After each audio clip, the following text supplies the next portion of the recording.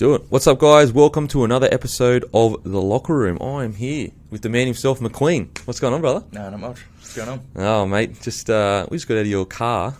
It is ridiculous. Got a BMW, bro. Living the dream. What's it like? A young kid, Kingaroy.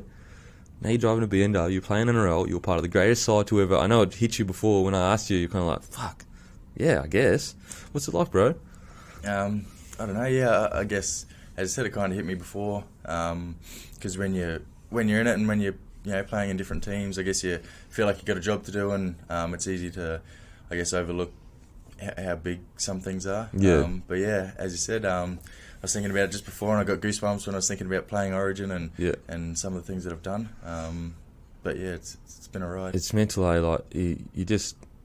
Sometimes you're just sitting there, like I know when I was playing NRL, obviously it's a way lesser achievement than yourself, but you kind of like, how did I get this lucky? How did I get this lucky? Like, I don't do anything. Like, I train hard and I enjoy it, and I go to training every day, but like, I'm getting to do something that kids would do anything to do. Is that ever a situation for yourself where you're like, man, I'm just so lucky to be doing this? Yeah, absolutely. I remember when I was playing for Wynnum, playing Queensland Cup there, and John Lang tells the story. He came up and he was having a look at me for the Rabbitohs, and he tells the story. He goes, I was watching the game and he hadn't really done too much, and then he kind of just picked the ball up from dummy half and beat a few players and scored a try. And I think, if I didn't do that one thing in that game at that moment, 100%. It would be completely different. I'd have never got picked up, and who knows what would have happened. So it's very lucky. Timing's How crazy is that? Like, you literally, that one pinnacle decision of like, I might arrest you.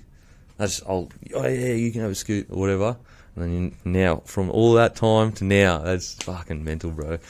So how you been, man? Like, you've been a crucial part of this Titans side that everyone wrote off. I wrote off. I was like, man, Titans have been through so much. They're going to need a few years. They've got a good base. They've recruited well in yourself. They've got Hoffman.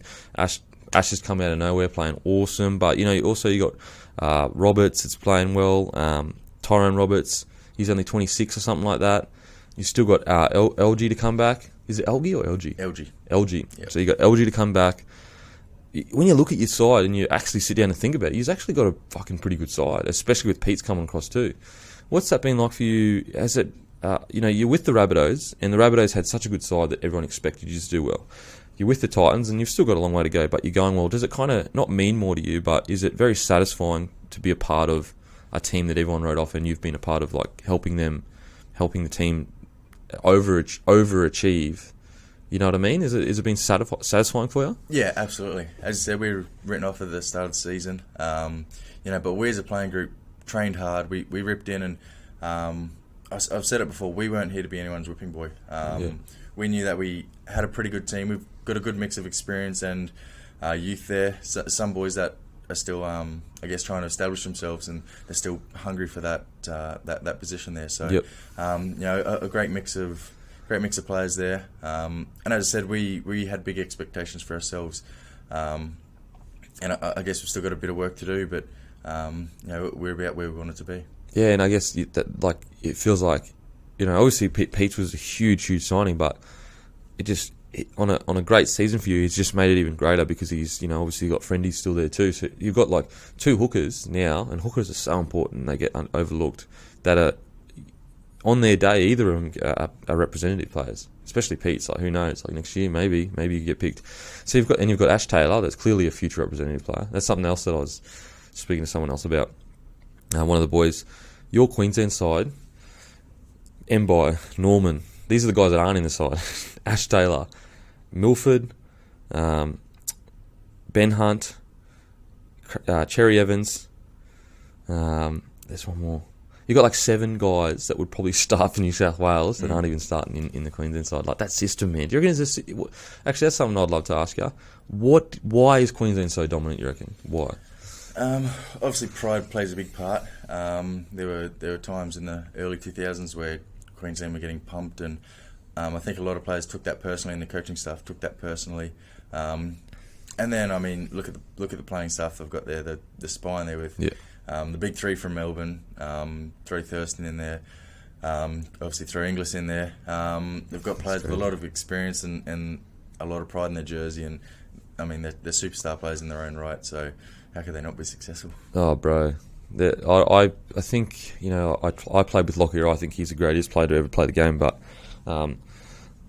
Thurston, man, it's getting close. You know what I mean? Like, he's getting to take that North Queensland side to a victory after like they only 6 years ago they were one of those teams that everyone's like, yeah, sweet, like got North Queensland, we'll just towel them up. Now they're a powerhouse. And it's not like they recruited hectic either. Like, as in, they recruited well, but it's not like they went and spent... Like, it's not like the Roosters that went and, got these hectic players and rah-rah. They've kind of built them all up. And, but... So, to yourself, bro, we were speaking earlier. We used to run against each other. Bean League, Gold Coast. Take us back to a young fella, just kind of grow up. Were you always a footy player, or were you an athletics guy, or what were you? I did a bit of everything. So, athletics, I think, was the first thing I started in. As I said to you before, I remember going to sort of state carnivals and that sort of thing, and you'd always be there. And I remember you because you always used to beat me. And, please! I wasn't that good. I was good enough to make it to those carnivals, but I'd never win anything. Yeah. And then as I got a bit older, I started playing a bit of footy. Before I moved to Kingaroy, I was still living in Brisbane. Yeah. One of the guys on my street played footy, so I sort of thought that was pretty cool. So. And then I moved to Kingaroy and started playing myself for the Red Ants. So you would have been about like 10, 11, 12 then. So you didn't start as like a 5-year-old. No, I didn't start at an early age. I think my first year of footy was about under 12s. Yep. And played right through. Played in Kingaroy right up until I was 18, and then I left and moved to Brisbane. Yep. And got picked up by Wynnum. Okay, so you moved down to Kingaroy as a young fella. And then you moved back to Brisbane? Moved back to Brisbane when I was 18. Yep. Played for Wynnum, played 3 years there, played a year in the Colts. And we were going all right, but we sort of put it together right at the end of the year and ended up making the grand final and played a heavily stacked Norths team in the grand final. They had Izzy Flower playing from there, Will Chambers and a few other boys. That back in the day, that North side was ridiculous. Mate, they were ridiculous. Chambers, Inglis, Flower, Kronk? Slater played from when he started. Yep. They had a lot of other guys like Sikamanu, like a lot of like forwards and stuff that you don't. But yeah, they were really, really good. Yeah. So we didn't come within 50 points of them all year, and I think we ended up losing that game by about 6 points or 8 points or something. So I mean, we still lost, but I guess we did better than we were expecting to do. Is that something that you feel like reserve grade comp? Do you reckon that more could go into it? And do you think it obviously you don't have to neg on the 20s comp too bad, but my personal feeling, I think the 20s comp is the worst thing that ever happened to footy. I agree. You need to be playing against men. You just got to be playing against men. It's a man's game, and I just think that the 20s comp, there's too many. Like back in the day, in reserve grade, any player could play first grade. Like that's how good it was. They might go on and just play average, but they could still play that first grade. Whereas nowadays, it's like there's this weird situation where is 20s the next comp, but not really. It's not. We pretend it is. We pretend it's under first grade, but it's really not. Like the good players that are guns go into reserve grade to play against men. Is that something that when you were in that situation, because you're 18, 19, 20, playing reserve grade, were you were you in a position where you kind of had to choose were you at a point where you might have had to choose between work and footy, or did that ever happen for you, or no, you kind of moved into the system pretty quickly? I was 21 when I got picked up, but I was working full time and obviously playing Queensland Cup, so playing against men. But I mean, it would have got to that point where I would have had to choose, but I was lucky enough to get picked up. But yeah, I absolutely agree that reserve grade, that there should be some sort of national reserve grade, similar to the system they do with the 20s, but make it an open age reserve grade comp. Every team travels around and plays against each other because, I don't want to talk too much crap about the 20s. But, I know what you mean. They're 17, 18, 19, 20-year-olds. They're getting put on TV, they're getting put on show, and they're I don't know if they're getting too big for their boots too early, and that's it. They've never played against men, so it's really not a second-tier competition. It's a bit further down than that. And that's another fact as well. It's like you're putting these young kids, and like any young kid, it doesn't matter how you know, how much you try not to. You're on TV and your mates are seeing ya, and you know other people are seeing ya, and it's just like they're getting paid decent money. Yeah. 20s are getting paid more than reserve grade. Bro, my first contract was $4,000, and I spent it half on a Honda Civic, purple Civic, and I was fucking fully sick, bro. Yeah, nice. Just listening to, I had a mad, you know, like when you back in the day when some cars didn't have CD players, you had head decks. Yeah, yeah. Biggest loser ever. I used to wear like the gauge.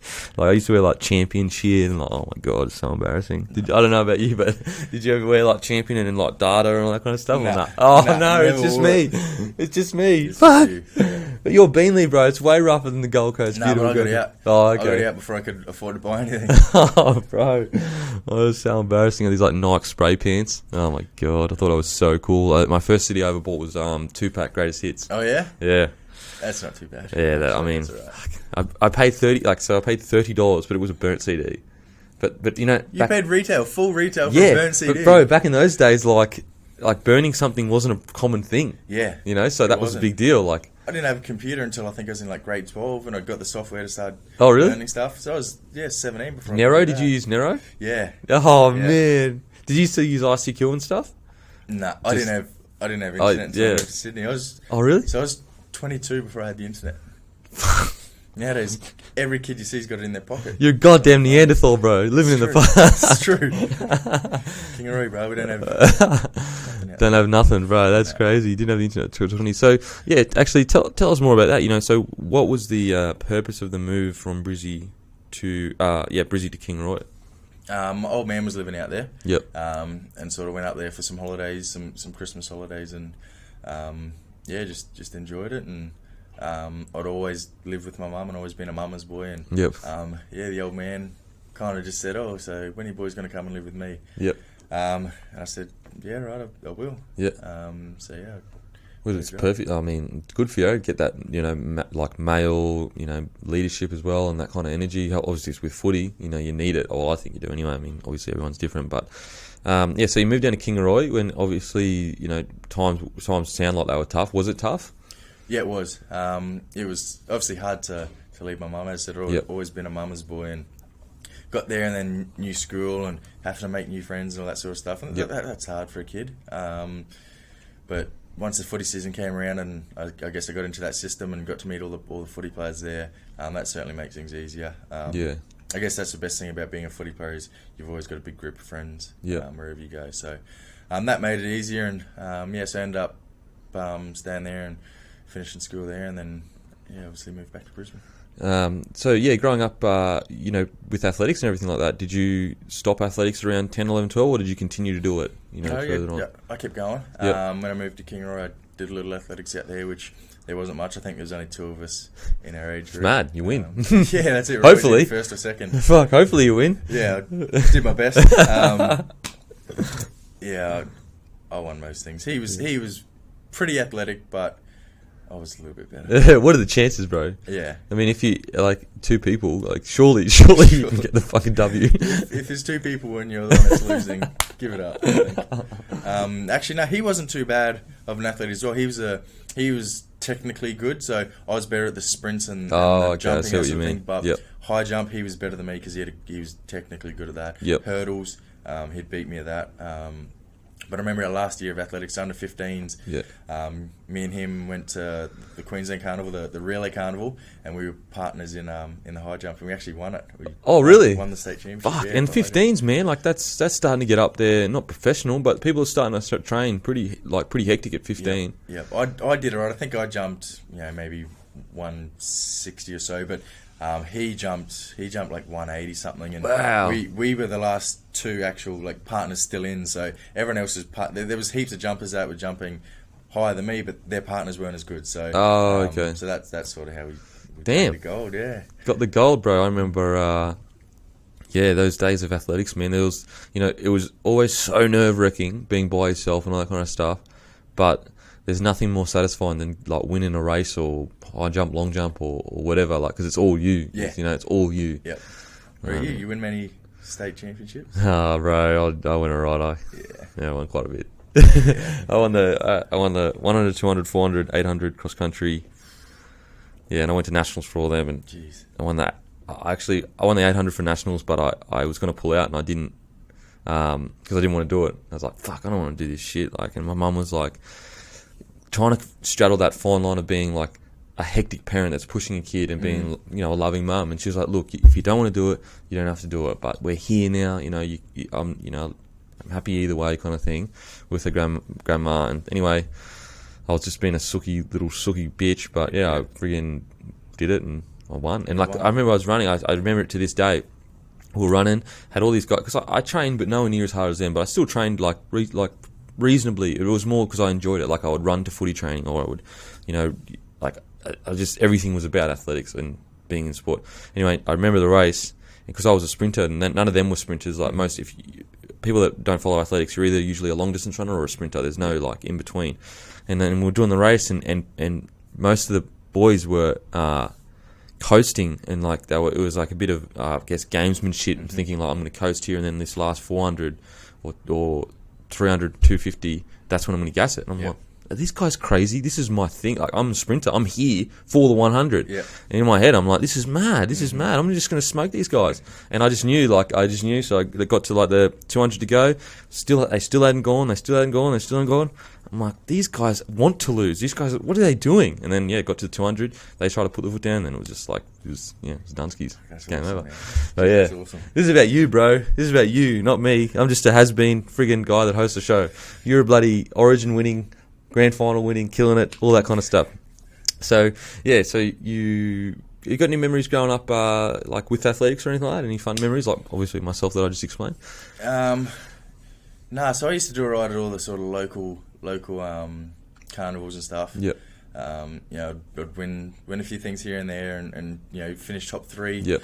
But yeah, nothing like that. I'd go to the state championships and always get towed up, and I enjoyed it. I always loved my athletics. Oh man. Probably my biggest achievement, aside from that high jump gold, was in grade 12 for schoolboys athletics. I made the Queensland team, and oh wow, grade 12. Yeah, you're starting to get professional, like literally professional then.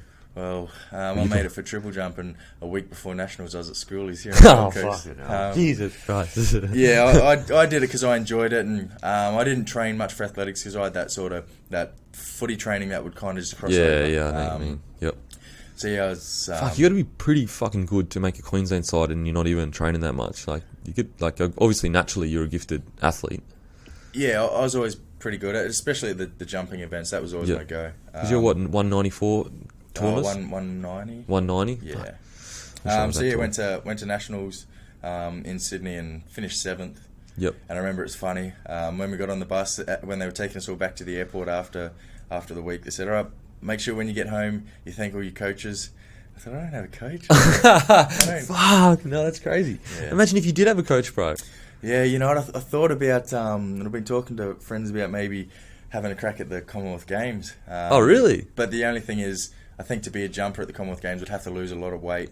Yeah, you'd have to be pretty that would affect footy. I couldn't do both. And you couldn't drop that weight in off season either. No, certainly not. So footy's more important to me. So, I'd love to do it and have a crack and just see where I'm at, but I just don't think it's realistic. That's crazy because, that's what a lot of people don't realise. If you're in year 12 and you're getting 7th in Australia without any coaching, that is outstanding. Like, outstanding. I mean, I'm obviously never going to say that. You're not going to sit there and go, yeah, I was fucking the man. But that is crazy. Like, that's a 7th in the entire country. That's a pretty big achievement.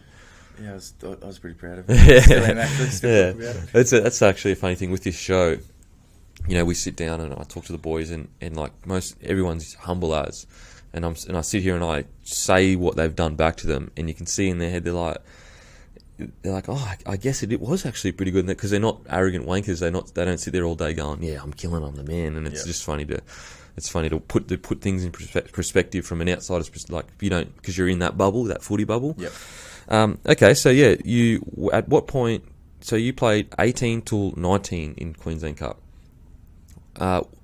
Was there ever frustration, or was it always like, I just got to work hard here, I can make it? There were certainly frustrating times. I remember, and I can't remember exactly what set it off, but I showed up to training once and we were going through a training session. I said, "No, that's it. I quit. I'm quitting footy." Really? And I was just filthy, and I walked off. And a couple of days later, I was back at training. But yeah, I can't remember what set me off, but there were certainly frustrating times. Yeah. I think at Wynnum, Obviously, they've had some pretty good success the last few years, but when I was there, I think we underachieved. We always had a pretty good team, but would scrape into finals and lose that first week of the finals and be done. Yep. I remember I played in 2000 and what was it? Must have been 2007. Played like half and half, just A grade in Queensland Cup. So once it came to the finals, and our Queensland Cup team didn't make it, I still qualified to play in the A grade finals. Yep. So dropped back and played for them, and we won a grand final, just the Brisbane A grade. But yeah, never had a lot of success in the Queensland Cup. Man, that's mental. So 2007, you're playing A grade, and like from a perspective of an NRL player, A grade is pretty like that is a mile away. Like if you look at an A grade player now, you're like you clearly aren't good enough to play NRL. At Wynnum, so obviously our Colts when I was there was under 19s. That was before the 20s came in, and I remember my first year there. If you were getting dropped from the Colts team just to make up numbers, you'd go play A grade. So A grade was almost a lower level than just our under 19s. Yeah, that's very true. So I mean, and then what? 3 years? Was it 3 years later you were playing Origin? No, it was a bit longer than that. So I played 2008 at Wynnum as well. Yep. End of 2008, moved to Sydney. Played for the North Sydney Bears. Was contracted to South, but played for the Bears all year up until round 22. Debuted round 22 against Manly at Brookie. We got the win there and was lucky enough to score a try. Meaty, boom, off the nudie run. Yeah. Round 22 too. So yeah, didn't have a lot of time left. And then ended up played round 22, didn't play round 23, and then I played 24, 25, 26. And we played Cronulla round 26, and with about 10 minutes to go, I was playing on the wing at the time, and John Sutton threw this long, 25, 30 metre cutout ball to me on the wing, and as I've dove over in the corner, their wingers come across and sort of land on my legs, and actually I did my ACL. No. So, had the surgery and everything, but that timing probably wasn't too bad because went through all the rehab during the off season, and was set to come back round one. I was right to play and saw the doc. The boys played a trial in Coffs Harbour, the third trial, and the day that they played, I just saw the doc and he goes, look, there's no reason why you can't play. Like you've gone through your rehab and stuff, it's holding up well. There's no reason you can't play round one. And then we got back from Coffs, and I think it was on the Tuesday or Wednesday, just back at club training, just doing a simple little kick return drill, and I re-ruptured my ACL. So that put me out the whole 2010 season, and then came back 2011 under Lange. John Lang was the coach there, so played the year there as an outside back, and then 2012 is when Madge took over. And that's when I made the move from being a winger centre to being a back row. Oh, bro, it's a friggin' big move. I could never move into back row. Mate, I struggled for a long time because, again, I couldn't tackle. I was a winger, so I could... How dare you, sir? We can tackle. Oh, please. We can tackle once in a blue moon. Yeah, it's not the same. Defending on the wing, you're sort of more likely to chase someone down and just grab them and pull them down. Whereas, be like, please come down, sir. Yeah, as a back row or a middle forward, you just got to stand in front of these big guys running straight at you and do your best, and my best wasn't good enough. So I got dropped and played a bit of reserve grade that year. And I think there was a game we played against the Bulldogs, and I was 18th man, and Eddie Pettybourne was still at South at the time as well. Yep. And he got injured during warm-up, so I came into the team. He went in, took all my energies and no-dos and that sort of stuff, and sat on the bench. The first half went, and I was still sitting on the bench, and it was 60 minutes, it was 70 minutes, and I was still sitting on the bench, and then full-time try went, and I was still sitting on the bench. I remember I had a word to the coach in the dressing room and said, look, you could put me back on the wing. I feel like I could do a job for the team. It's just frustrating sitting on the bench the whole game. Like, you're not even going to play me. Why? Put me in resis if you're not going to play me kind of thing. Yeah. And he goes, look, I'm not going to put you back on the wing. He said, I think you can do a job. Just hang in there and stick it out, and just see where it goes. So, and that must have been a Friday night, because I remember the next day I had to go home, try to get some sleep, and go play reserve grade the next day. Yuck! You'd been feeling gross. Yeah, it's feeling awful. But I remember that game. I played a pretty good game. I think I scored a couple of tries, but we had a good win as well. Yeah. And after that, the coach goes, look, I like the way you handled yourself. disappointing to not play and then to have to drop back and play reserve grade. I understand it's frustrating, but you handled yourself well and you did the job. Yeah. He goes, so, in 2 weeks, I think we had a bye coming up, so he goes, in 2 weeks, you'll be back in the first grade team. Yeah. And so I think that was about around 17 or 18, 2012. Came back in the first grade team and pretty much been in first grade ever since then. But yeah, so from 2012, I was getting dropped in that sort of middle period of the year, around the Origin time. A year later, I played Origin. Yeah. Oh, bro. It's amazing. It's fucking amazing. So take us back to, you get, John Lane scouts you. And, you call your father and your mother. What's that conversation like? Is it emotional? Is it happy? Is it stoked? Is it like, okay, just got to get the job done? What's it like? Bit of everything, I guess. I remember South offered me, but Manly also offered me. Oh, jeez. Dad was always a Manly fan.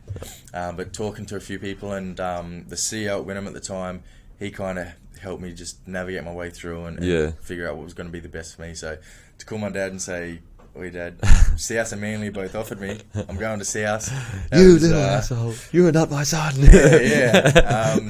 But no, he was absolutely over the moon. He understood that was the best thing for me, and he was stoked and called my mum and same thing. I remember after I made my debut, like obviously, I only got a day's notice for my debut. Yeah, so tell us that story about your debut. So I was living with Jamie Simpson at the time, and he was a bit of a utility, but he's playing on the wing. Yep. Yeah.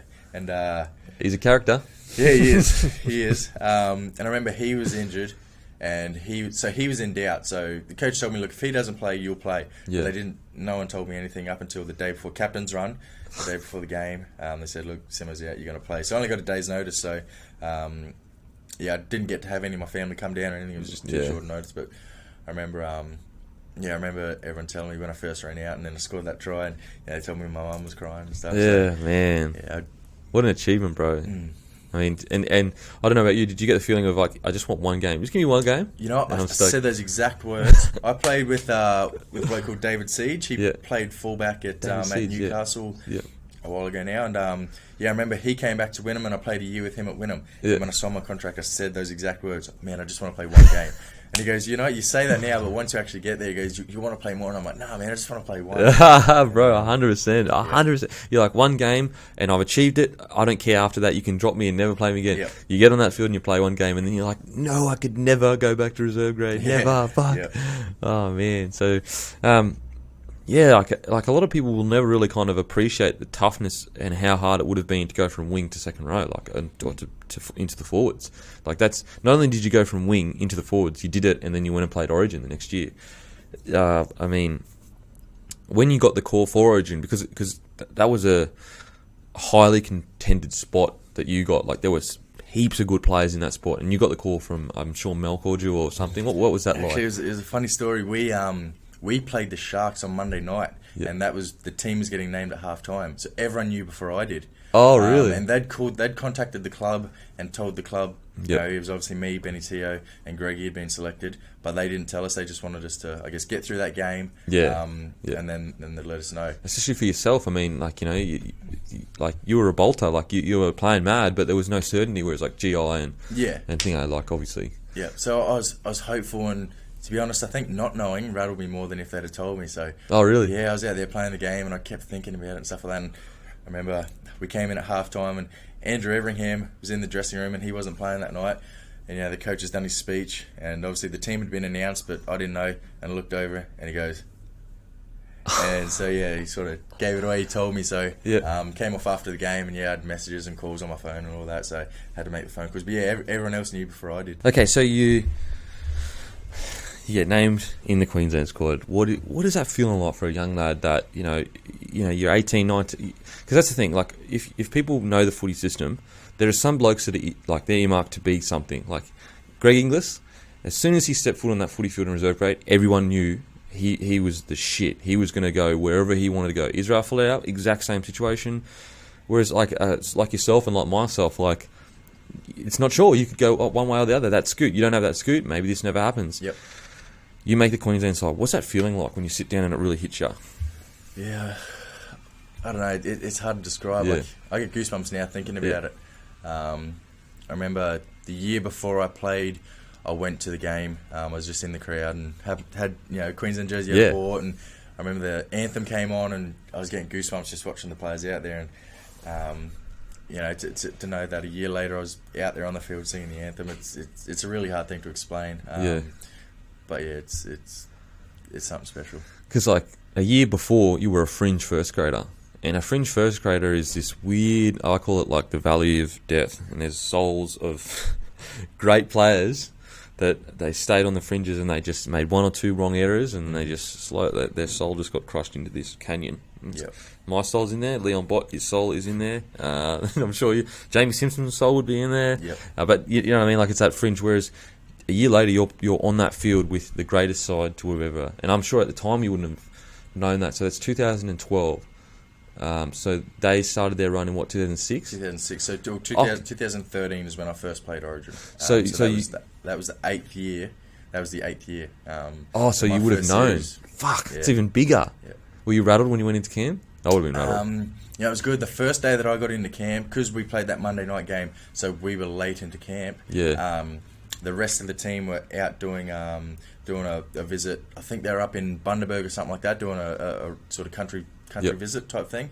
And so when I first got into camp, there was just a few staff around and just me, Tio, and Inglis. Yep. So they, obviously, Greg had been there a million times, so he sort of showed me the ropes. And I think as soon as we got there, we went and tried all like gear on and got set in the room and stuff. That's usually the bit where you're like, oh my god. Yeah, to walk in and just see boxes of Queensland gear and gear with my name on it was special. But yeah, I think that made it a little bit easier that I could go and sort of just get settled and chill in my room, and then the rest of the team coming back later that arvo, and heard the door open, had a look, and big Nate Miles comes walking in and my room, and I think that was the first time I'd ever met him. So I've heard he's a character. I don't know, but I've heard he's a bit of a fun guy. Yeah.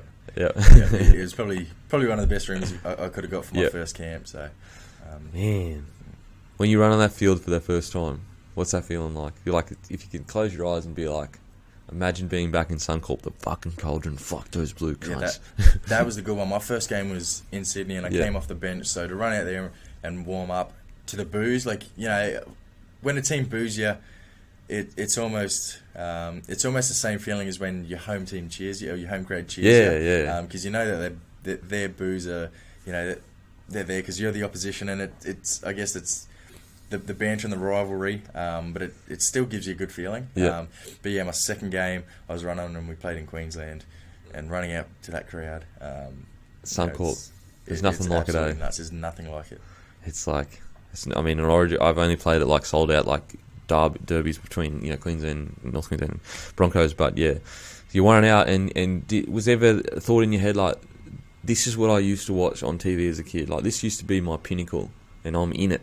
In the fucking pinnacle. Was that ever the situation, or were you just like, I've got a job here, I guess there were certainly times where I'd think about that. Like, there's a lot of people sending me messages of support and stuff like that, and I guess there were times where I'd be like, man, like, look at these messages that I'm getting. Like, I'm here and I'm achieving this. And when I was running out in the field, like, I'd try to run out and kind of take it all in and have a look around and just experience it, but then I'd quickly try to shut it down and just focus and focus on the job, because it is a big job, and no one wants to lose, especially when my first series was the back end of that streak. I felt like there was maybe a little bit of pressure just to go out there and to live up to expectation. Yeah, and you're the new lad, and if let's say you do lose and you're the new guy, people start going, well, he's the new guy, and they didn't lose last year, and so that is a lot of pressure. Do you have any memories from the game of like some strange, like where time seems to stop and you can remember like maybe looking down and going, fuck, like the time has flown by, or anything like that? Or I remember that first half in that my second game, that Queensland game. I think we dominated that first half, and we scored a couple of tries and I think kicked a penalty goal as well. And we were just dominating. And but before I knew it, I looked up and it was half time. And the second half was a bit tougher, and we got back into the grind. But it all just went like that. It's crazy, bro. It's so awesome, man. Like, just a young fella from Kingaroy or from Beenleigh doing athletics. You won that race. You won that race, bro. It's the only time. Yeah, okay, so then, the Rabbitohs, you guys kill it. 2014, you win the premiership. That's another situation, like, another dream, like, just seems like, what was that like for you? That whole year, what was that, because, like, the Rabbitohs, you were just unstoppable, you know what I mean? Yeah, I think that was a long time in the making. Obviously, 2012, Madge took over, and previous to that, South hadn't made the finals in 5 years or 6 years or something like that, and Madge took over, and I think we finished the regular season top 4, and we played. I think we played Melbourne in our first semi-final, and they pumped us down there. And then we came back and played Canberra like the second week of the finals, and we beat them. And then so we played. I think that year we played the Bulldogs to make the grand final. I think we were up 12-0 or 10-0 or 14-0 or something. Yeah. We were leading the game, and probably should have went on with it, but we choked and they ended up running us down, and they made the grand final obviously against Melbourne, and Melbourne won that one. And then the following year, similar situation, finished the season top 4. We won our first week of the finals, so we got that week off. Yep. Then we played again in a major semi-final to make the grand final. We played Manly, and we were up 14-0, and same thing, we choked again. And you started to get that tag of chokers, like you got this team and you're killing it, and then So they ran us down, and obviously they went on to win the grand final. Yep. And then the following year, again finished top 4, and won our first week of the finals. Got that week off again, and then we're playing Roosters again to get into the grand final, and they went up 12-0 pretty early. Yeah. And I remember they were giving it to us. Their boys were into us, going, "Oh, he's a choker. He's going to be out the back." Oh, a bit of banter with the boys. Banter, yeah. And obviously some of our superstar players get plenty of raps. Yeah. Greggy, Reynolds gets plenty of raps. Sam Burgess was massive for us that year, but I think there was one player that probably didn't get the raps that he deserved, because he stood up and did big things. That was Benny Teo. He was massive explosive for us in that final series. So yeah. I remember him scoring a good try in that game against the Roosters. Got the ball probably 8 metres out or 10 metres out. I think he just got a short ball and carried about 3 guys to the grand final. He slammed it down. I remember he got up and he was screaming and yelling after the game. He told us, "Goes, boys, I was that excited. I was screaming. I got lightheaded and I thought I was going to pass out." But yeah, so we got the job done against them. And then played Bulldogs in that grand final, and I came off the bench that game, and when I came on, it was 6-6, so that was about the 50th minute, so it was still anyone's game, and like most games, like you just got to do your job. The process doesn't change. You go out there and you just do your job, and we've been training all year for that. The result matters more, but the process was the same, and I think we did a good job sticking to our structures and stayed in the grind right up until the end of the game. And I think we scored another try and then kicked a goal, and then last about 8 or 10 minutes ended up just running away with it. And so we knew from about 5 minutes out or 8 minutes out that we weren't going to lose. And what's that feeling like, bro? It was special. You see, I think we scored a couple of late tries, and you see just all the boys just run straight over to the crowd and celebrating. And to win a grand final is special, but to do it at the Rabbitohs, hadn't won a premiership in 43 years, and just the history of the club, and just what that club means to the Redfern community, it was special. And I mean, you look up and the game's over and you've won the finals? Is it just contentment? What is it like? What's that? Is it just a rush of like, or is it, what's it like? Yeah, I think it's excitement and relief at the same time. I know the boys obviously were just jumping around, everyone's hugging each other, and it just feels like there's a weight off your shoulders, because to lose those semi-finals 2 years in a row, like to have to come back and start again seems like just such a big job. It seems like it's so impossible to get through that whole season again, and so to finally get it done, if we hadn't have won it then, to come back a fourth year and to try and go again, it would have been tough. And that Sammy Burgess effort, that broken friggin' face, his face was broken. Mate, the first tackle of the game, he broke his face, and I remember seeing the X-rays a few days later, and just to see a big crack down from his eye socket down his cheek. I think there was 2, and for him to play that whole game. Bro, I stubbed my toe and I'll be off. I'm like, oh, I'm fucking tired. I'm done. I can't do it. I don't want to let the boys down. I'm done. Friggin' broken face, bro. That was crazy. You know, yeah, he deserves like all the raps he gets. I reckon Burgess. Like, even if he wasn't a Pommy, he'd still be one of the best forwards in the game on his day. He's unbelievable. Yep. And Benny Teo too. Mm-hmm. He's an athlete, bro. Fuck, just explosive and strong, and just fuck, he's a good player. Yep. Good dude. Pretty intelligent as well. Intelligent dude. Yeah. He's talks a bit of shit too. Oh, bro. In a good way. Yeah. He's one of the funniest guys I've ever met. Yeah. His chat in the change rooms at South was hilarious. Oh, he's a legend. Absolute legend. I love him. He's every time I see him, you know, it's always like just positive vibes. He's always like, you know, happy, he's talking shit. Too. He's always trying to come up with just ways to make money, or you know, he's always looking to the future. He's always got a plan for something. Benny Teo. So, you know, obviously there's been what has been kind of the. I'm assuming not making the Queensland side after being a part of it would have been tough as well, because you were part of the side, and you know you played again in 2014. Yeah, that loss would have hurt a lot, and then obviously was it next year you didn't make it? Yeah, so 2014 played the first 2 games and we lost those 2 games, and then I hurt my ankle against the Cowboys leading up to that 3rd game, so I was out injured, and so obviously didn't play in that game, and the Queensland boys absolutely killed it. So yeah, I'm not too sure what the coach's thoughts were and that sort of thing, and never really got a chance to talk to him about it. Obviously, he's a busy man. Yeah. But yeah, 2015 didn't get selected, and yeah, I guess it hurts. Yeah. You know, you want to be playing in those teams and that sort of thing, and I think it hurt more because we did lose that 2014 series. So I won a series, which was great, but then I lost a series, which was disappointing, and to not get that chance to, I guess, go out and redeem myself. Yep. Yeah, but that's footy, and then obviously with the change of coaching staff and that sort of thing. Yeah. Not too sure what the coaching staff are thinking and what they're looking for, but I didn't get to play this year, but for that first game I got to go to camp for a couple of days and just do some training with the boys and that, so it was good to be in there and to be around the team it's again. good that you're still in the system, like you're still there. It's just a matter of continuing to find that form, and you obviously are at the Titans. It's been a fresh lease of life for you. You can just tell, man, like it.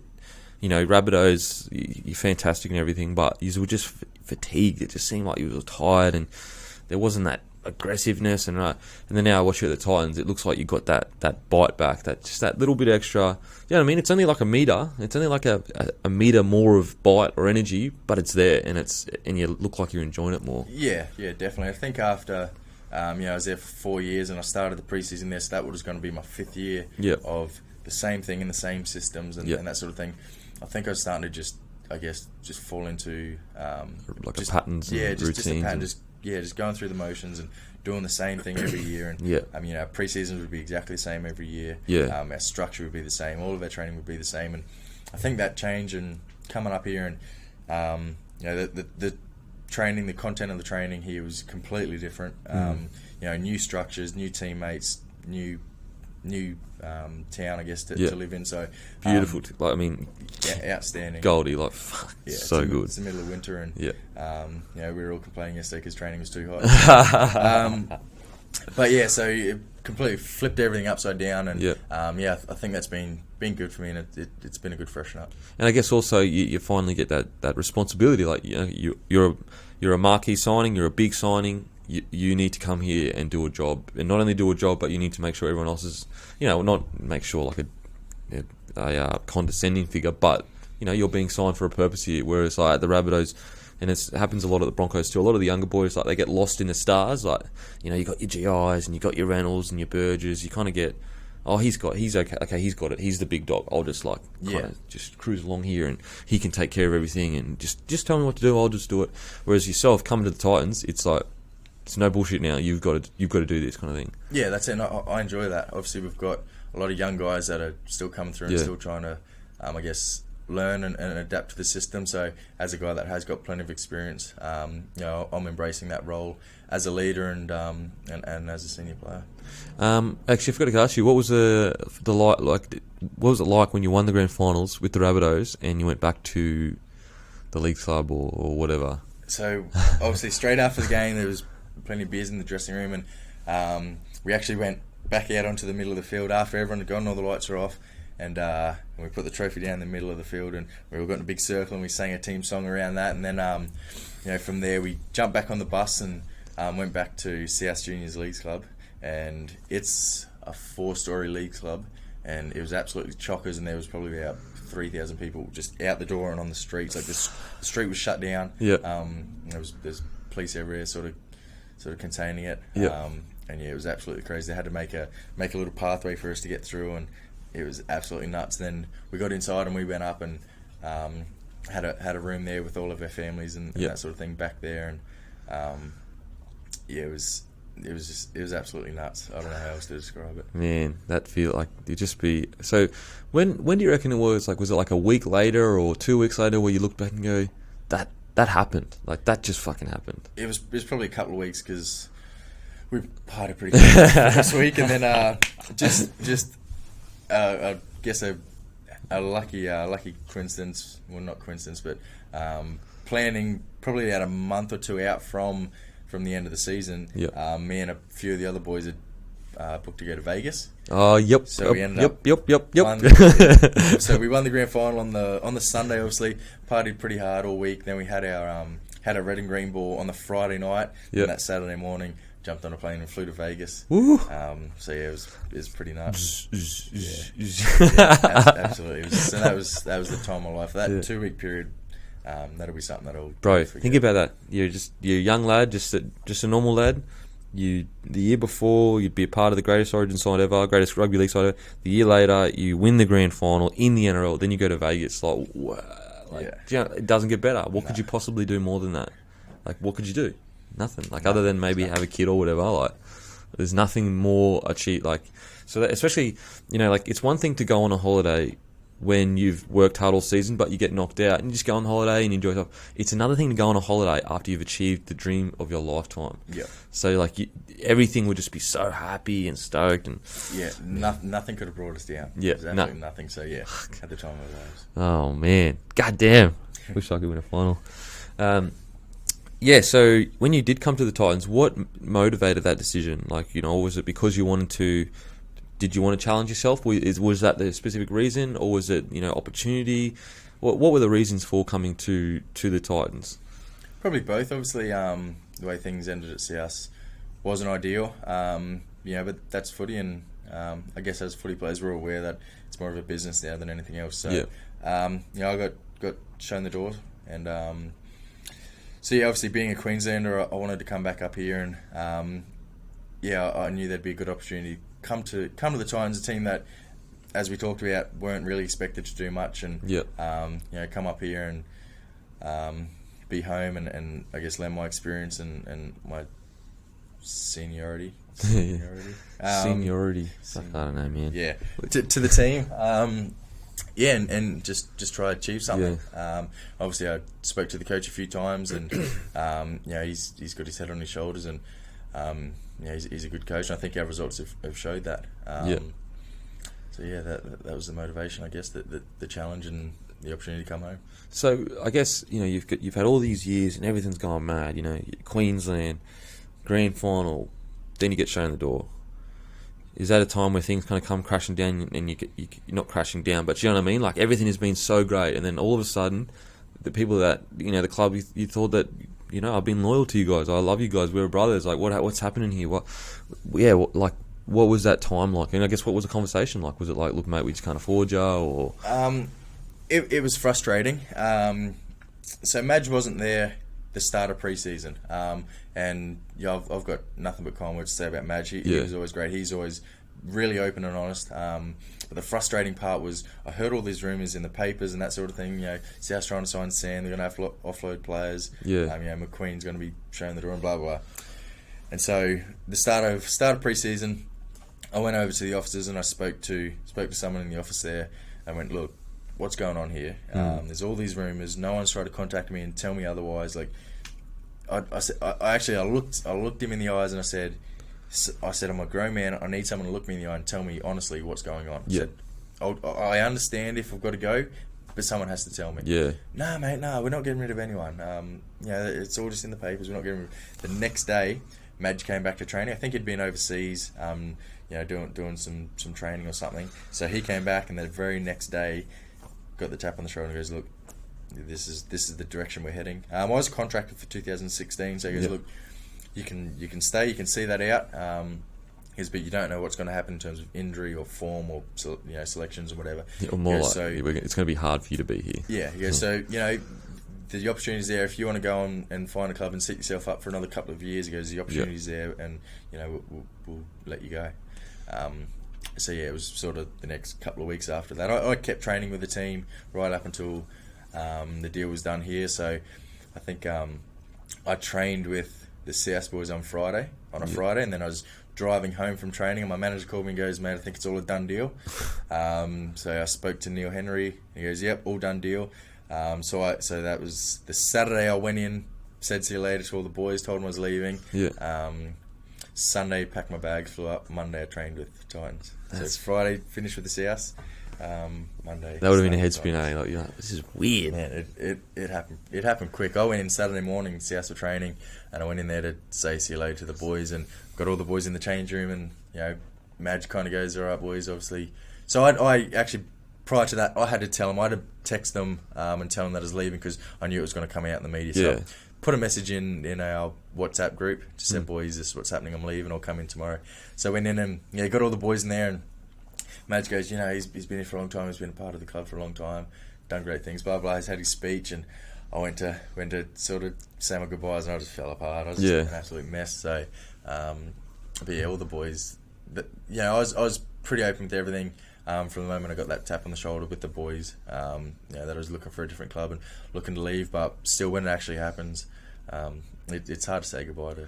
Especially you won a premiership with them as well. Like, it's not just like you just kind of play like. That's another thing I don't get. If clubs like, obviously Madge, fantastic coach and everything like that, but like I feel like sometimes the boards of clubs, and like they're just businessmen trying to be businessmen. So let's just get that off the table. But I feel like sometimes, like, if they just come to you straight away and be like, "Look, mate, out of all the forwards that we have, you're on this much money, but we need this, and we've chosen to go here. Here's your opportunity to go for." You know what I mean? Like, you'd be like, I can understand that. I can get it. Like, obviously I'm hurt, but fuck, I'm a grown man. Like, I can cop shit like that. I just don't know. Maybe there were deals that you missed out on in the 24 hours that you could have had that you didn't. You know what I mean? Like, I just don't know if that's the best way to go about it. And obviously it played out for a month in the papers before I even got back to training and asked. So, it probably could have been handled better, but I mean that's footy, and that's the way it goes. So it's been good for you. It's been awesome. It has been good, and I don't hold any resentment or any bad blood with it. I mean, you move, and as we were talking, like, you move into the Gold Coast, like, beautiful place, and you're from Queensland. I mean, could you ask for much better outcome out of it? And also, you're going better now. So you're laughing, like, sweet, like, all good. Like, I'm on a decent wicket, playing footy on the Goldie. Yeah, it's tough. That's footy. That's something that I try to explain to people that watch the show is like. So you see players that may break contract or leave or whatever, and everyone's like, "Oh, loyalty this and loyalty that." But what you don't realise is that if a club doesn't want you, they don't come out and say they don't want you. No. They'll make your life miserable. Yep. So you have to leave. Yep. And there's nothing you can do about it. They just say, "Oh, you're not playing well, so we'll put you in reserve grade," and then they just won't talk to you. They'll give you all these shit promos and you're like, "Well, I've got to leave now," kind of thing. Yep. So yeah, it is. It's tough, but it's also business, and most guys can kind of understand that. Yep. Your tattoos, bro. You're all tattooed up, probably more than me. Way more than me, actually. What have you always been a tattoo guy? Yeah, my old man's covered in tattoos. Yeah. He's got both his arms, his whole back, his chest. He's got tattoos on his head. So, as long as I can remember, you wanted to get them. I wanted to get tattoos. Yeah. See, because when I grew up, I was like, "Nah, never getting tattoos." And then when I think it's like just so interesting.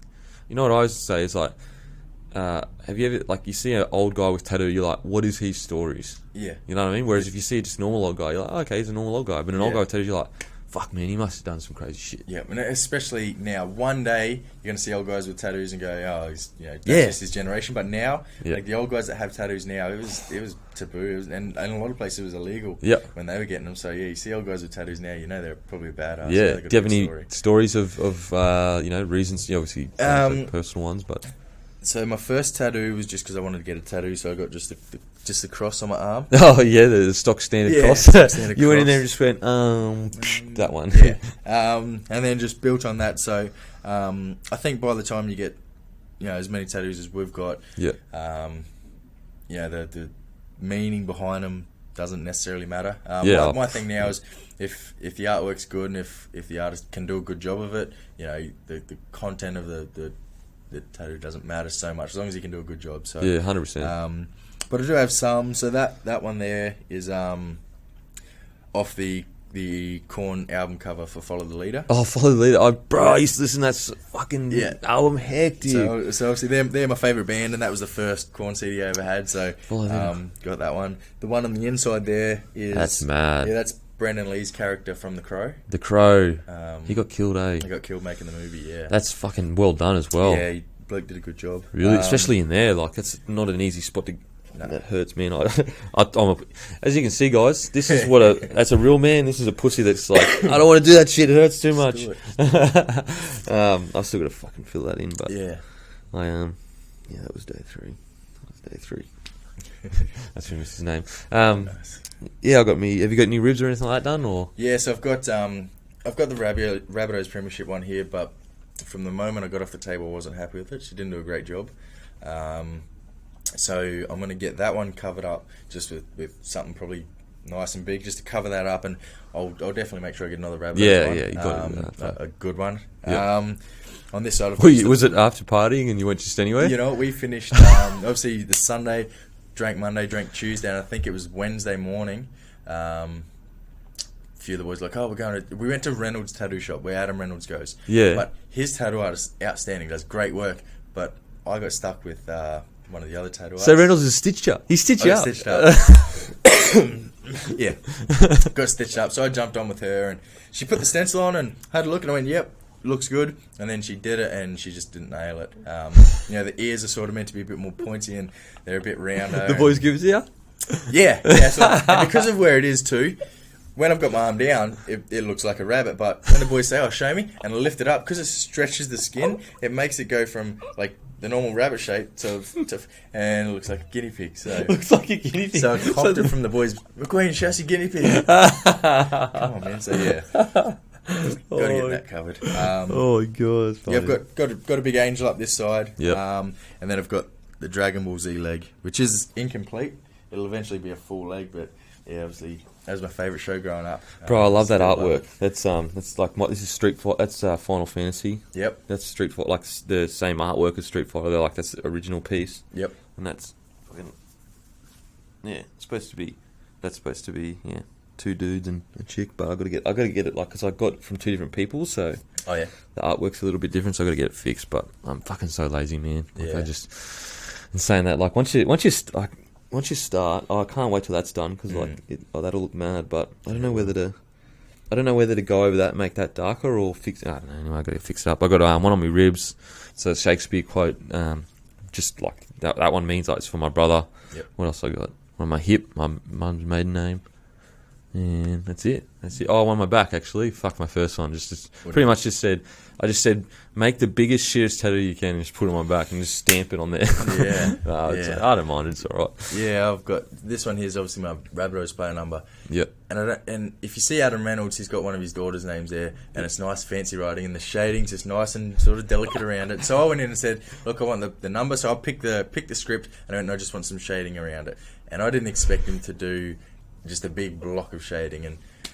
He's stitched it. Reynolds has stitched up. Yeah. He's fully stitched up. So shit. But yeah, I reckon by the time I'm finished, I'll be covered from my neck right down. So that'd be mad, bro. If you just go and just get fully covered in your jersey, you'll look hectic. Yeah. Are you gonna go all the way to here? Yeah, I may as well. I've already got both sides done. So Yeah. I may as well. And just like get it neat to there. Yeah. I'll wait until I know what I'm doing after footy because That's very at true. this Yeah. point I don't know. So Yeah. if anyone is looking for someone to give money to, I'm your man. I'm your man. Yeah. Will work. Whatever you want to do, kill dudes, whatever. But yeah, so I'll wait until I know what I'm doing after footy. Yeah. Because if I do end up in a role that, Yeah. I guess isn't ideal to have tattoos, or It still is taboo to have tattoos. it is somewhat. One day, all the CEOs and bosses and Yeah. employers will have tattoos, and I think at that point will be sweet. But Yeah, at the moment there's still old people with. That idea of that it's not the best thing to do. Yeah. So I guess what have you thought about after footy? What is something that you've kind of... No idea. Really? I was the same, bro. Yeah, there's a lady that works for the NRL that comes around and has meetings and stuff, and there are things that I'm passionate about and I enjoy doing now that I would love to do. I love travelling, so if I could get a gig, on Getaway or something like that, Yeah. that'd be my ideal job. Or obviously, the contrast to footies, I love just my gaming, Xbox, PlayStation. What would you play? Bro, I'm more of a gamer, I'm telling you. I'm a massive nerd. You tell me what you play and I play all the Call of Duty games, but COD? I don't lose my shit on them. The game that I probably played more than any is Borderlands. Borderlands, bro, that's a fucking mad game. Best. So I got the first one. So obviously it came out in 2011, and I was injured with my knee, and my brother was living in Brisbane, I was living in Sydney, and he messaged me and goes, "Bro, get this game. It's a good game." And I got it, and I played it a little bit, and I didn't love it. The gear upgrades didn't hook you yet? Yeah, because I wasn't good enough yet. Yeah. And it was frustrating me. So, because I was out injured that whole year, in the middle of the year, they just gave me a bit of time off. Said, just take some time off. Yep. You're not going to play this year. Just go home and relax. So I went home and I watched my brother play it, and he was that far along, and I lost my shit when I watched him play. So I came straight back, and I pretty much played that game from when I got back. So that was mid 2011. Yeah. I reckon I played that game just end on end until end of 2012. Because they DLC a lot of like the downloadable content and stuff like that. They release and everything like that. And then they released the second one, and then I did that. Just played that one for I reckon a year solid. So that's your go-to Borderlands. That's my go-to. They reckon they originally were going to build like an MMO, like a massively multiplayer online one, like a but there's rumours of a fourth one being fourth one. Did they made three? Well, they've done. They did the first one, and they did the second one, then they did a pre-sequel. So that was pre-sequel. in between the first and second. Yep. And then, they've done, they've had all the DLCs and all that sort of stuff. So you know what would be cool is, like, their artwork, your tattoos would be pretty cool. The guy that's doing that, that'd be cool. Or Claptrap. Yeah. He'd be cool. Yeah. But what's it? Handsome Jack? Is he the bad guy? Yeah, he's on with the mask on. He'd be cool too. That's a good game, bro. I'm glad you played it, because a lot of people that I talk to, they go, "Oh, Call of Duty, that's pretty much the go-to games like that." I go, "Well, yeah, I've played them, but Borderlands." And what? What's Borderlands? And you try to explain to them, but man, if you play it, I'm bro. When I say I'm a gaming nerd, I'm a hardcore gaming nerd. Like I used to play World of Warcraft, a gaming nerd. Yeah. Like gaming nerd. I could tell you who makes what. Like I fucking love video games. Like at the moment, playing Overwatch. To say that you're playing Pokemon? No, actually, no. See, I'm such a hardcore gamer. That's pussy shit to me. Like that's like in our culture, like the gaming culture. Yeah. That's kind of like. It's like a girl that gets like a little tattoo and See, I'm sentimental towards Pokemon because I loved it when I was a kid. Yeah. Same with the Dragon Balls. He loved the cartoon, and then I think that was one of the first games I ever got on my Game Boy. Got a Game Boy when I was in grade 7 and got Pokemon. Yeah, same.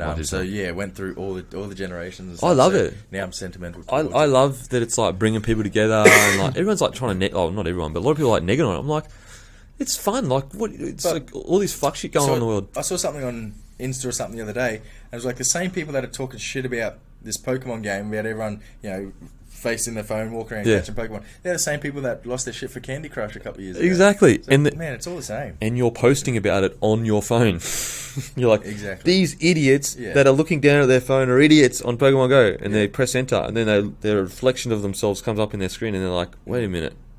I'm looking down at my phone too.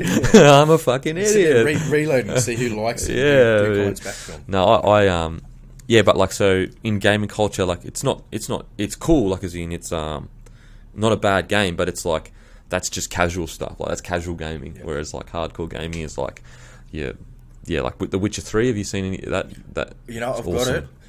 I bought a heap of games came out around the time that I moved. Yeah. And because I had so much going on, I came up here and I've finally set all my stuff up, but I haven't played since I've been up here. If you like RPGs with like mad stories and stuff like that, and there is a gear upgrade, like not as hectic as Borderlands. So that's what Borderlands is. It's like a Diablo-esque game where like gear is the main driver. You're trying to upgrade yourself. Whereas it's got a good story too. Whereas The Witcher 3 is like really story driven. It's fucking so good, so good. Overwatch as well is mad. It's like a shooter, but like a hero shooter. It's hard to explain, but fuck, bro, I could talk for hours about video games. Is there any, I guess, got any funny stories, like, you know, whilst playing footy that you can remember? Like maybe one of the boys fucking shit himself, or one of the, you know what I mean? Any stories like that, or? No, not that I can think of. I've heard stories about people shitting themselves. But, Poppy told me one. There's one guy in particular that I remember him telling the story, but I wasn't actually there when he did it. Thank God. Yeah.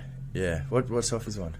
He was just saying he was training and he needed to get shit, and the other players were like, no, you can't go off the field, like the trainer will make you shit yourself, rah rah. So he held it in, and he said he held it in. He was tensing so hard that a little nugget cut off. Went in the toilet, and he said a little nugget fell out. No way. Oh fuck! I love Hoffy. He's that funny. He's hilarious. He's another guy. Like, just I feel like there's so many guys that could do this, what I'm doing. You know, just host their own show, just like you know, get a few thousand. That's like. Something else that I want to do is there's this thing called the Players Tribunal over in America. It's run by Derek Jeter. Yep. And so all it is like the players just put their own stuff up, and that's I'm thinking about it. Like I've got a few ideas with like stuff like that, but I'm thinking about like setting up, because obviously I can edit and produce and put stuff up, but setting up like on the page, is like players can just literally put their own videos up. So you know, selfie video themselves. Hey boys, hey guys, today we did this for training.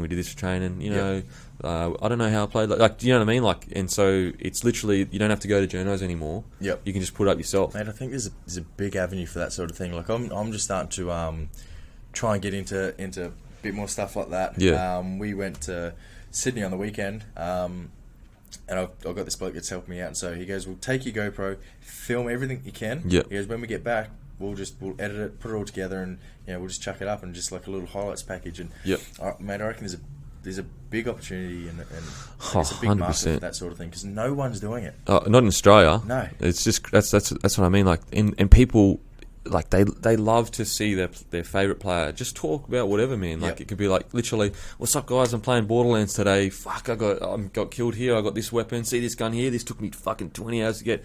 Literally.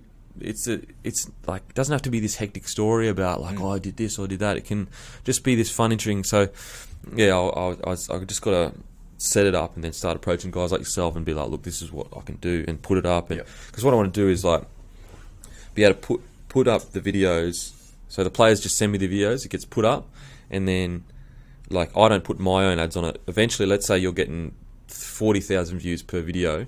You can get your own sponsor and be like, you know, do you want to sponsor my content? And then that way, you know what I mean? And then everyone wins. Like, you're controlling your image to the media, like, to the public. So the player gets, like, people aren't making money off you anymore. You're making money off yourself. You know what I mean? So that's kind of the fucking. That's what it is at the moment. Like all the media and stuff, they come out, they film us what we're doing, they go and put it on their sites with all their own sponsors and stuff around, and they're making money off us. Exactly. It's about time that we start doing it. And we have the power now to not. You don't have to do that. You got your own Instagram page. You got your own. All you need to, and that's the thing. Like with editing and everything like that. Like there is, huge possibilities. Fuck, I don't want to keep you too much longer, brother. It's been. Guess how long it's been? How long? An hour and 10 minutes, bro. Yeah. Doesn't feel like a day. No, it goes quick. Like favorite rapper of all time? It's hard to go past Eminem. Yes. Yeah. Woo. Yeah. He's the best, eh? He's the best. No one comes close. Nah. I honestly reckon he gets less props because he's white. Like, if he... Just imagine so Jay-Z, he's better than Jay-Z. Yep. If he was Jay-Z, he would be... He's way better than Jay-Z. Like, I don't know not even all the close. hype is about Jay-Z Exactly. compared to Eminem. His lyrics are fucking outrageous. Yeah. There's no one comes close. So I reckon it goes him. I honestly, like... I know they haven't really proved themselves yet, but I honestly reckon J. Cole and Kendrick are probably your next. Yep. Like, I don't think Jay-Z's anywhere near. Nah. Like, not even close. Man, I don't even know if he's trying anymore. Like, some of his new stuff's awful. He's had some outstanding stuff, but... It's trash poppy stuff. I don't get it. Whereas Eminem releases whatever he wants, and it doesn't matter if it's not your typical poppy, it still makes it. Yeah. He's fucking sick. His lyrical content is so unique. Oh. Everyone else is rapping about the same stuff. Yep. Bitches, money, getting drunk, cars, all that sort of shit. Where he's just different. He's rapping about real stuff. Yep. They actually just recently updated. He's going to be releasing 3 albums over the next 3 years. Yeah? Yep. Good. So, and his last album that he did with like Royce da 5'9", all that stuff, like lyrically, it was just crazy. Like he's starting because he's already made it. He's starting to release like real hip hop stuff, like really hip hop. Yeah. Got any memories growing up listening to music or anything like that? Mate, I've always loved my music. You know, I could sit at home. I'll from here I'll go home and I'll just chill on the couch and you know, I could chuck it on Channel V and leave it there all day. I love my music. Yeah.